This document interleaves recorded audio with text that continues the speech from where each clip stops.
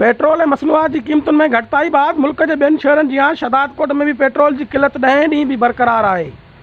शहरी सख़्त परेशान, पंप मालिक ऐं अमले पारां मनपसंद रेट वठण जा पिण इतला, पेट्रोल वठंदड़नि जूं कतारूं लॻल। वफ़ाक़ी हुकूमत पारां पेट्रोल मसनूआत जी क़ीमतुनि में घटिताई बाद 10 ॾींहं भी सिंध जे मुख़्तलिफ़ शहरनि जी शहदादकोट में भी पेट्रोल जी जेका किल्लत बरक़रार आहे, जंहिं करे शहरी सख़्त परेशान आहिनि। पेट्रोल न हुजण करे पंप मालिकनि पारां लकड़ा ऐं ॿियूं रुकावटूं रखी पेट्रोल पंप बंदि करे छॾिया आहिनि, जॾहिं त सरकारी पेट्रोल कंपनी जे कुझु पंपनि ते पेट्रोल दस्तियाबु आहे, जेके बि मनपसंद रेट वसूल करे रहिया आहिनि ऐं पुलिस जी निगरानी में वॾियूं कतारूं ठाहे पेट्रोल फ़राहम कयो पियो वञे। शहर जे 20 खां वधीक पेट्रोल पंपनि ते पेट्रोल जी किल्लत सबबि शहरी ऐं ॻोठनि खां ईंदड़ मोटरसाइकिलनि, रक्षा ऐं कारनि ते सवार माण्हुनि खे सख़्त गर्मी सबबि सख़्त परेशानी सां मुंहुं ॾियणो पवे थो। होॾां राब्ते करण ते पेट्रोल पंप यूनियन जे सदर मंज़ूर चांडियो ॿुधायो त गाॾियूं पेट्रोल पंप